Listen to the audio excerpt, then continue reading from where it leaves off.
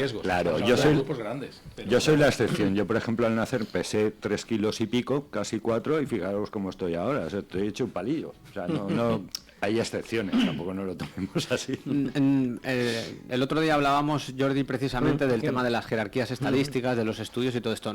Esto no estamos hablando que sea una relación causa-efecto, claro. Pero sí que nos sirve en un futuro, pues por ejemplo, a mí me puede importar en un momento determinado si tengo que iniciar un tratamiento para el colesterol o determinado tratamiento, o si tengo que decidir en un momento si tuviese que poner o no poner un antiagregante plaquetario, que es un tipo de tratamiento.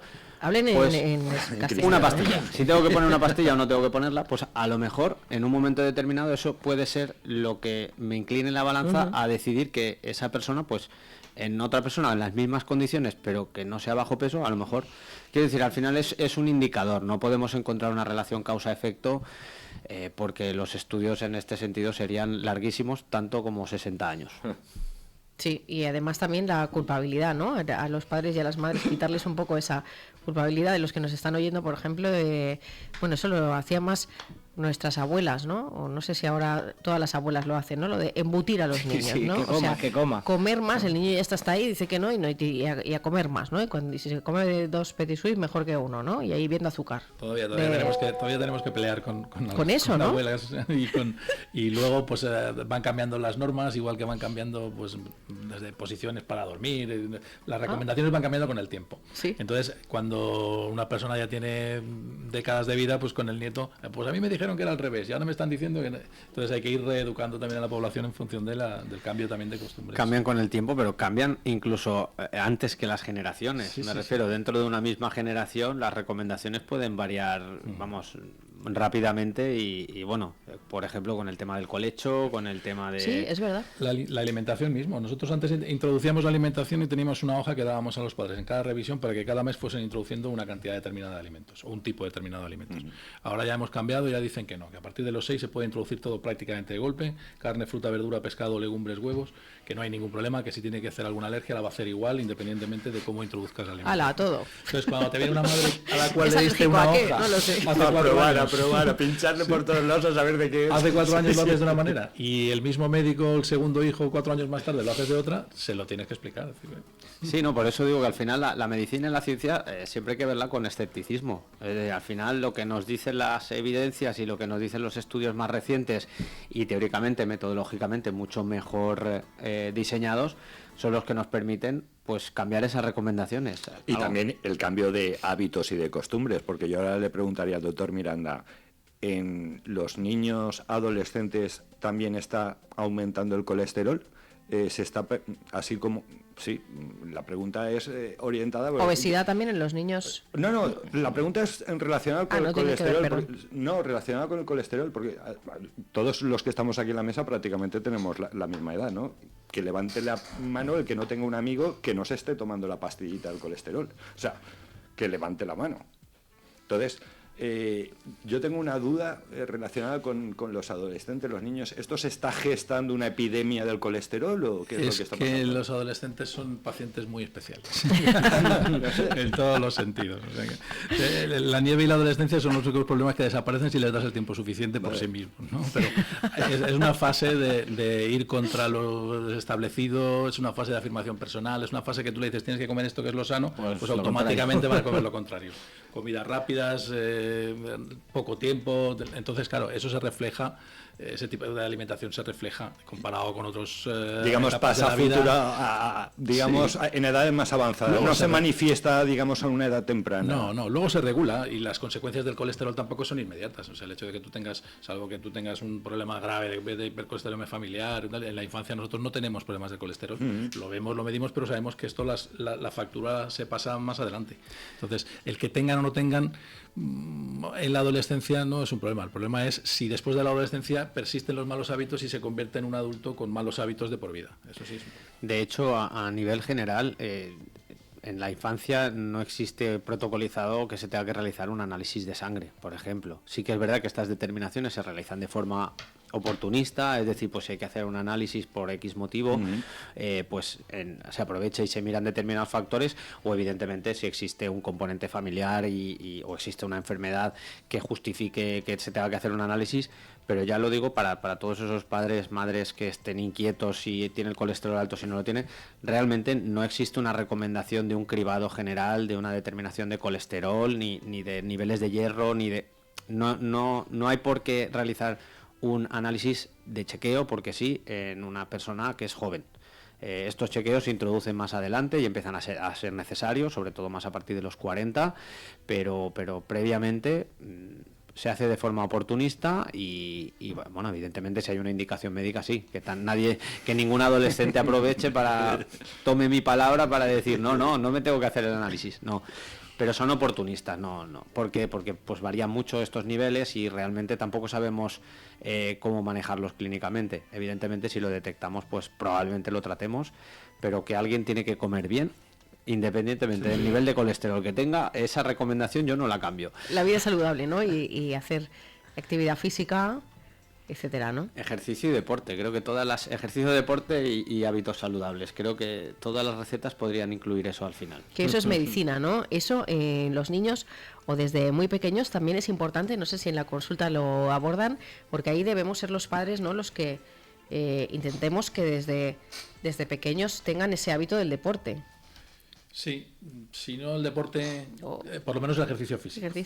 La diferencia es la competitividad entre una actividad y la otra, ¿no? Entonces el caminar, antes salíamos a la calle, jugábamos, corríamos y estábamos todo el día con la pelota y no nos hacía falta que nadie nos dijera nada. Ahora las horas de consola, de tablet, de tal, hay que descontarlas porque son horas sedentarias. Entonces, ¿qué hacemos nosotros en la práctica? Pues bueno, si el niño en el seguimiento que hacemos está en un rango de peso, talla normales y no detectas nada, pues recomiendas de forma general que limiten el consumo de pantallas, pero si ya detectas un sobrepeso, detectas una situación que entonces ya específicamente ya entras a valorar horas a la semana, valorar la alimentación y haces un estudio un poco más detallado y unas recomendaciones más personalizadas. No, al final los recursos que tenemos son limitados y como todo, al final nuestras recomendaciones debemos de dirigirlas hacia aquel grupo de personas que más se van a beneficiar de ellas. De la misma forma que yo pues no doy recomendaciones para el sueño para las personas que se quedan dormidas en cualquier sitio.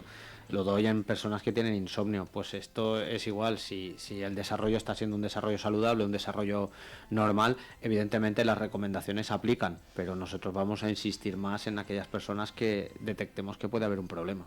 Cada vez más, y hablando de la parte digital, donde ahí desgraciadamente beneficia lo que les voy a preguntar o poner encima de la mesa, cada vez hay más acoso escolar, por ejemplo, en los niños, en los adolescentes. Cuando un padre o una madre a lo mejor nota que está más raro el niño, ¿eso se detecta en la consulta o ustedes...? Es difícil, salvo que nosotros en la consulta tenemos un tiempo muy limitado y detectar eso de forma unilateral por nuestra parte no es fácil. Suelen venir los padres y entonces ellos te refieren, ya ha cambiado el carácter, algo está pasando, tal. Y en ese caso, pues ya intentas averiguar, salen los padres, hablas con los niños. Si consigues que se abran un poco y ver algo, claro, puedes echar una mano, si no, tampoco. Pero detectar un cuadro de este tipo, o conoces mucho al paciente y lo ves con mucha regularidad, que no suele ser lo normal a esas etapas, o es imposible. ¿Qué es lo que más, por épocas, decíamos, empieza el curso en septiembre, estamos ya a principio de octubre, qué es lo que más, además de virus y además de esos contagios típicos, qué es lo que más ha aumentado en las consultas los niños y qué podemos hacer para prevenirlo? Aparte de los virus, aquello que se relaciona con ellos. Por ejemplo, los niños asmáticos, cuando tienen una infección vírica, eso actúa como desencadenante y empiezan las crisis. En verano habitualmente no tienes tantas. Cuando llega el otoño empiezan los cuadros catarrales y con ellos los cuadros de broncoespasmos, crisis asmáticas y todo lo derivado de eso. Entonces, básicamente la diferencia entre el invierno y el verano es pues eso, en verano estamos más en invierno estamos más hacinados, las infecciones empiezan y todo lo que se les asocia, incluyendo pues eso. Luego también en épocas de exámenes y todo esto, los cuadros de ansiedad y cosas de estas también supongo que aumentarán, o que comen peor, o que no sé. Sí, pero también es difícil de medir, ya digo. ¿Sí? Sí. Yo como padre sí que he detectado como padre sí, pero como profesional no. No, pero me refiero a que... no, porque llegarán allí y se portarán muy bien ante el médico, además, ¿no? Pero yo estoy hablando de que, por ejemplo, la ansiedad, el estrés que les puede ocasionar determinados periodos de exámenes seguidos y tal, desencadenan, por ejemplo, en problemas de gastritis, en problemas de incluso se les manifiesta en la piel. Bueno, por lo menos existen niños muy sensibles que así se les manifiesta. Sí, seguro que sí. Lo que pasa es que nosotros actualmente vemos hasta 14. Sí. Los que entran entre los 12 y los 14 a veces conseguimos que nos miren, otras no. Claro. Y esos problemas se relacionan sobre todo con los niños que son un poco más mayores. Ya. Sí, al final hay que tener en cuenta, esto lo hemos comentado varias veces, al final somos un todo, un continuo, y evidentemente pues la ansiedad, síntomas depresivos, el estrés, ya no estoy hablando ni de una enfermedad, pues tiene manifestaciones de todo tipo. Un dolor abdominal pues puede ser causado perfectamente por un problema de estrés. Evidentemente luego le encontraremos una explicación médica o no y se quedará ahí, pero evidentemente sabemos que estamos afectados y lo que nos pasa por la cabeza también nos puede pasar por el cuerpo. ¿Cuál es el lenguaje, les pregunto, de los más pequeños? Por ejemplo, el otro día al entrar al colegio me decía mamá, es que ahora que tienen 3 o 4 años, y decía, es que ahora cuando hemos empezado el cole y no quiere ir, pues en cuanto está en la puerta, su hijo se da cuenta y dice, me duele la barriga. Sí. ¿Cómo...? Tienen tretas para todo. El dolor de barriga por la mañana y antes de entrar al colegio es bastante habitual. Es bastante habitual, ¿no? Eso indica, ya sabes. O cómo hacerle la pregunta, ¿no? Porque a mí me decían, si le preguntas, ¿te duele la barriga? Te va a decir sí. Claro. Sí, habitualmente lo que decían cuando estudiábamos es si le preguntas dónde le duele y se señala en el ombligo, habitualmente no hay una causa orgánica importante. Suele ser un problema funcional, porque ¿dónde se va a señalar el niño en la barriga? Pues el ombligo, que es lo que más llama la atención. Claro. Si ya se señala la parte derecha o se señala, bueno, eso ya hay que investigar un poco.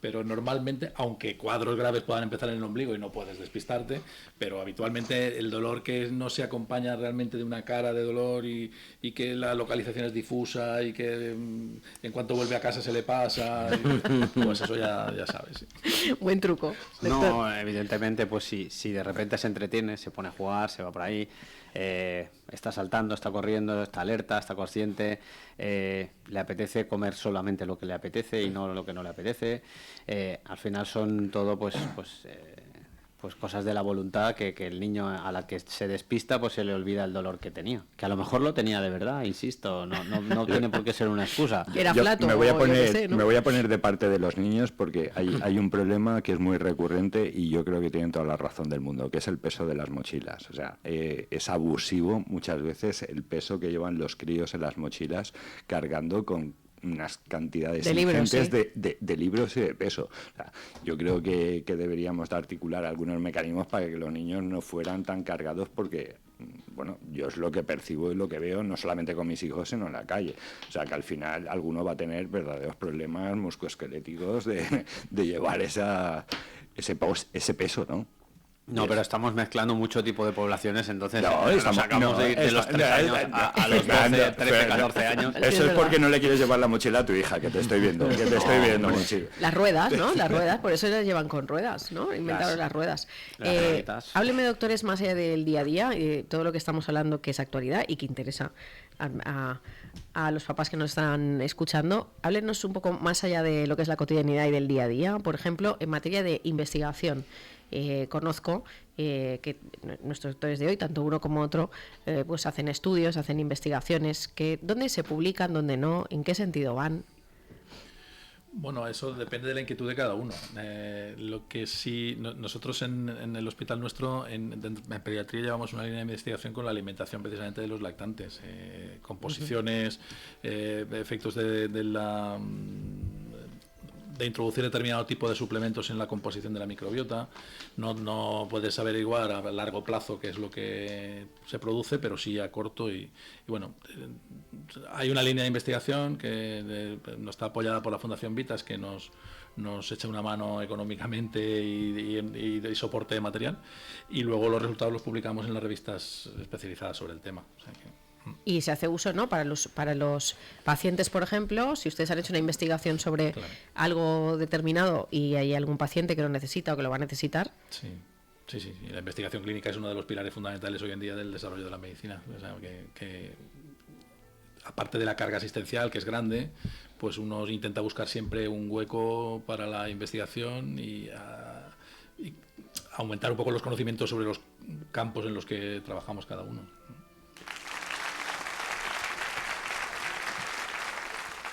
Yo sí que voy a aprovechar porque no suelen haber en una mesa 2 doctores y 2 de 2 se dedican a la investigación clínica. De hecho, acabamos de romper la ratio de todo el centro de Valencia. No, porque es dificilísimo investigar hoy por hoy. Está la investigación preclínica, que es la que uno más se imagina, pues en un sitio controlado, con sobres, con medicaciones, con placebos. Y luego está la investigación clínica, que es la que luego realmente tiene una traslación a la vida real mucho más inmediata. La investigación preclínica tarda unos años más. Estos son estudios, resultados de estudio y recomendaciones clínicas después de esas conclusiones. Nosotros estamos trabajando mucho en el área respiratorio, tanto EPOC como asma, porque creemos que son 2 enfermedades que están a nivel de atención primaria bastante abandonadas y que estamos llegando siempre constantemente tarde a los pacientes, pero es dificilísimo encontrar financiación. Muchas veces los estudios, este último estudio que ya vamos por la 5ª publicación se ha financiado a coste cero. Y ahora estamos buscando financiaciones para un estudio prospectivo un poquito más grande y cuesta. Y después en España tenemos otro problema y son, en el caso de la investigación, que tenemos reinos de taifas y que lo que sirve para un comité de ético no sirve para otro comité de ética 100 kilómetros al lado. ¿Qué quiero decir? Que, por ejemplo, si queremos hacer un estudio multicéntrico, significa pues con un VITAS en Valencia y con un VITAS en Madrid, o un comité de ética pasa en Valencia y otro comité de ética pasa en Madrid, o ese estudio no se puede hacer. Con sus criterios, con sus reuniones mensuales, es decir, si hay algún problema, tardamos un mes en resolverlo.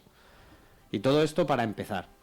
Y después, ya no hablamos del tiempo. Claro. Ahí están las fundaciones que pueden apoyar y desde luego es mucho más fácil, más asequible tratar con una fundación privada que optar a financiación pública, que muchas veces es realmente complicado. Y por lo menos a nivel de atención primaria en los hospitales sí que está algo más integrada la investigación. En atención primaria no se entiende que un doctor esté en una consulta y no esté pasando consulta, que esté viendo pacientes. A mí, incluso hace años me llegaron a decir, no, es que usted viene aquí a ganar dinero. Digo, hombre, vengo a trabajar. Eso es lo primero. Y si me pagan a final de mes, fenomenal. Magnífico. Pero esto yo no lo hago porque me haga ganar más dinero. Lo hago realmente pues porque si se hace un trabajo, primero yo creo que se ha de pagar, pero lo hago porque creo que puede mejorar la salud de una forma bastante inmediata y mejorar la calidad de la atención. Vamos...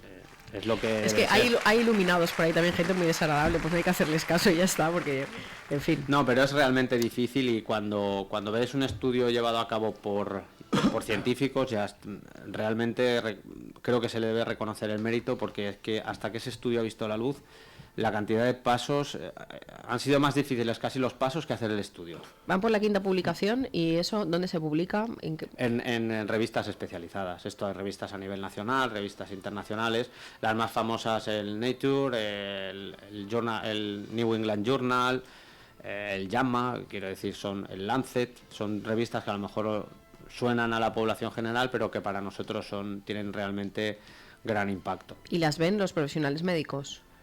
Sí, esto es yo creo que es como Spotify, ¿no? Antes escuchábamos los discos enteros, antes los médicos leíamos las revistas, ahora ya prácticamente lo que leemos son los artículos, es decir, uno ve un titular que le interesa y va a ese artículo, a uno le llega un mailing o ve un determinado post en X que le interesa y entra en el artículo. Ahora ya yo no tengo por costumbre ojearme las revistas científicas, sino que ya voy directamente a información mucho más seleccionada.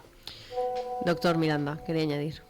No, estoy de acuerdo, sí. Antes también ha habido un aumento del número de publicaciones y la difusión de las mismas. Entonces, antes era más fácil a principio de mes coger la tapa de la revista, ver un poco los contenidos y si algo te interesaba, marcarlo. pero hoy en día hay muchas más, hay muchos, se publican no solo en papel, sino por vía digital, y el número es tan grande que no puedes abarcar, una sola persona no puede abarcar toda la información que sale. De hecho, ahí el término de infoxicación sale de eso, ¿no? O sea, es verdad. Yo soy más analógico, o sea, no me mires porque analógico total. Pero lo analógico a veces funciona, ¿eh? Yo estuve en Estados Unidos en el año 96 y los neonatólogos del hospital donde yo estaba recibían de su secretaria recibían un resumen de las áreas de interés personales de cada uno, todo lo que se publicaba ese mes. Entonces, solo tenía que poner una X en lo que quería y les daban las fotocopias y era analógico. Pero qué maravilla, ¿no? Qué maravilla de, ¿no? de administración en ese caso, ¿no? De recursos. Sí. ¿No? ¿Tenemos alguna consulta? Adelante. Hola, buenas tardes. Me gustaría saber si hay alguna recomendación o algo que podamos hacer pues para evitar que nuestros hijos, ahora cuando empieza el curso escolar, pues caigan malos. Gracias. Nuestro oyente Carlos, muchas gracias, los doctores. Es complicado, Carlos, es complicado porque evitar que caigan malos, primero nos dejaría en la calle y segundo no es muy posible. Entonces, pues bueno, medidas de higiene y ellos solos ya cuando empiecen a ir al colegio y si están en la edad de riesgo, pues con mayor o menor incidencia caerán, Sí, y bueno, siempre, muchas gracias a nuestro oyente. Bueno, y siempre nos dicen, ustedes los médicos siempre nos dicen, se están inmunizando. Bueno. Sí. ¿Qué es eso? Yo decía antes... O sea, que eso tiene que suceder sí o sí. Sí, nacemos sin defensas contra los virus. Los virus cogemos defensas a base de pasarlos o a base de recibir la vacunación contra cada uno de ellos. Claro. Entonces, la fase de... Cuando empieza la socialización, a partir generalmente del año, pero ahora incluso antes, a partir de los 6 meses y hasta los 3 años y medio que finaliza esa fase de inmunización natural, pues estás expuesto a virus contra los que no tienes defensas. Entonces, cuando se juntan muchos niños, pues entre ellos se van pasando unos y otros, algunos de ellos generan ya inmunidad de por vida y otros no, y los puedes volver a coger en la temporada siguiente, pero ya pasada esa fase inicial, la frecuencia de infecciones baja. Entonces, la frecuencia de complicaciones también. Yo sí que me voy a lanzar a darle un par de consejos. He tenido tiempo de reacción, entonces me voy a lanzar a darle un par de consejos a Carlos. Y es que yo, si vamos, dependiendo de la edad de los hijos, pero si tienen un mínimo de razón o se puede razonar con ellos, les daría 2 consejos. Primero, que no se coma las uñas, por favor. Y segundo, que se lave las manos. O mejor, que se lave las manos y que no se coma las uñas. Pero fuera de ahí está complicada. Y un tercer consejo, que se corten bien el pelo para que cuando tengan piojos sea más fácil quitarse. Oiga, por favor, de verdad. Hombre, a ver. Que se corten bien el pelo, le va a decir a un niño de 3 años. Lo bueno de Jaime es que hablo desde no la experiencia. Recomendaciones médicas. Eso, correcto, ¿eh? Prácticas. El público distingue lo que no son recomendaciones bueno, médicas. Porque vuestros hijos son demasiado pequeños todavía y ahora cuando sean un poquito más mayores ya veréis cómo cuesta muchísimo quitar el piojo de un pelo largo a muy un pelo corto. Muy bien. No, Jaime, el problema que tiene es que paga el tener el pelo largo sin tener el pelo largo. Entonces eso es lo que no se lleva bien. Dice, no, yo no he pagado por esto. Correcto. Hemos hablado, ya como último, doctor Miranda, hemos hablado en algún momento de la adolescencia, ¿no? Que ha dicho así alguna cosa. Le voy a decir una barbaridad, pero seguramente, pero sí, todo el mundo lo va a reconocer cuando se dicen, es que en la adolescencia el cerebro todavía no está, o sea, todavía está por formarse, o ¿cómo es eso? ¿Ocurre algo a nivel de cerebral o qué ocurre en esa época? ¿Qué pasa todo eso que usted ha dicho antes, lleva a la contraria, es tan conflictivo? Más que a nivel cerebral, es a nivel del desarrollo de la personalidad. O sea, uno pasa de ser un individuo protegido a reclamar su independencia y su capacidad para resolverse solo en la vida. Y eso, la atención. Exacto, va contra las normas impuestas por los padres y no sé si estructuralmente a nivel cerebral hay cambios o no, yo no lo creo, pero sobre todo sí a nivel de la personalidad, que uno pasa a ser un individuo adulto independiente en esa fase, ¿no? Y esa transición a veces no es muy fácil.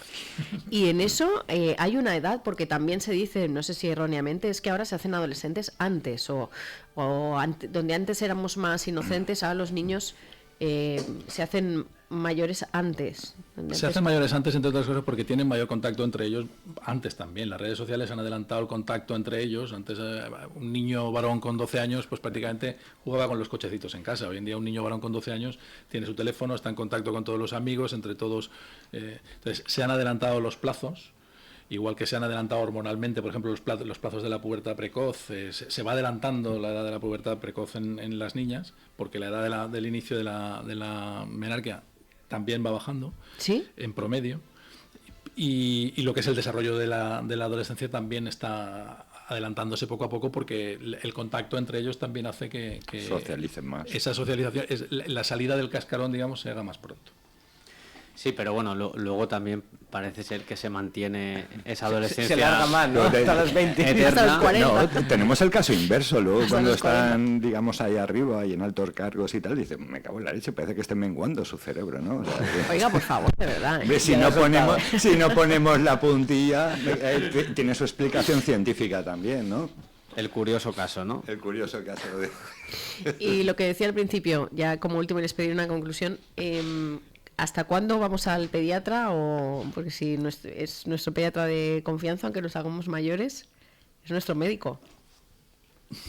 Habitualmente. O hay un, por ejemplo, ¿no? Supongo, en los hospitales o los médicos, no lo sé, la gente que no sé si lo sabe, hay una edad a la que dicen no. Sí hay, y que dicen no al pediatra. Nosotros vemos pacientes, en teoría, hasta los 14 años y 364 días. A partir de los 15 años cumplidos pasan al médico de familia, al médico de adultos. Otra cosa es que si te viene un paciente con 15 años que lo has llevado toda la vida, o con 16, y te viene y te busca y te pregunta, no le vas a decir. Me caro, fuera. Pero el habitual es eso. Hasta los 15 años, bueno, sí. Sí, eso la verdad que es un área de mejora bastante importante. Hay veces que las consultas especializadas, pues si le sigue por una patología en concreto, sí que se alarga un poquito más, y a lo mejor es hasta los 18. Pero sería muy bonito que hubiese una época de transición o de un seguimiento conjunto. Sí, es verdad. Porque además hay una diferencia tremenda entre la pediatría, cuando un niño o una niña, por desgracia, pues necesita de un seguimiento continuo por pediatría. La pediatría como especialidad es una especialidad muy proactiva. Siempre busca mucho a los pacientes, recuerda las citas, uno no ha salido de la consulta y ya tiene su próxima consulta dada. Y esto es pasar a lo de mayores, es como digamos, como salir de la universidad al mundo laboral. De repente nadie te llama, nadie te avisa, no sabes si te tienes que vacunar, si no te tienes que vacunar, te enteras porque a la prima de no sé quién le han puesto una vacuna que había que rescatar. Es decir, la medicina de familia, la atención primaria, somos todavía una medicina muy reactiva, a diferencia de pediatría que está en esa proactividad, en buscar las revisiones, en poner las vacunas, y creo que es el modelo hacia el que debemos de caminar, y no tanto a la demanda abierta. Ese seguimiento compartido estaría bien durante un tiempo. Estamos en el final, pero no me dejo fuera una pregunta. Adelante. Buenas, me llamo Esteban. Yo la verdad es que creo que hay como un vínculo que se desarrolla familiar en el que, no sé, es como de confianza, es uno más de la familia. Entonces yo voy al que mi padre iba desde que yo voy de pequeño también, y como que se alarga eso. Si vamos a tener que ir a alguien, vamos a ir a él. Al pediatra se refiere, ¿eh? Sí, el pediatra te recibirá con los brazos abiertos, salvo que la enfermedad sea ya típica del adulto, entonces te derive al médico de familia. Sí, aquí hay otro dicho entre los médicos y los pediatras: los niños no son personas en pequeño, y por lo tanto también los mayores no son niños en grande, o sea, aunque a veces lo parezca. A ver si voy a ir por una hipertensión al pediatra. Tienen toda la razón. Una conclusión de hoy, Jaime, por favor. Nada, lo de siempre. Hábitos saludables, ejercicio y beber de buenas fuentes como estas tertulias y como los consejos de nuestros doctores. Muchísimas gracias, doctor Miranda. Por favor, una conclusión de hoy. Pues nada, en el caso que me toca a mí de la pediatría, pues que tengan su pediatra de confianza, que acudan a las citas de las revisiones, y que prevenir siempre es mejor que tener que curar. Doctor. Pues yo le diría a todos nuestros pacientes que pregunten por sus vacunas. Ya que nosotros no les buscamos, pregunten por sus vacunas. ¿Dónde están? Que además muchas están financiadas. A los más mayores también. Muchísimas gracias, doctores. Muchas gracias por estar aquí. Gracias a todos ustedes por participar. No se vayan todavía. Aún hay más.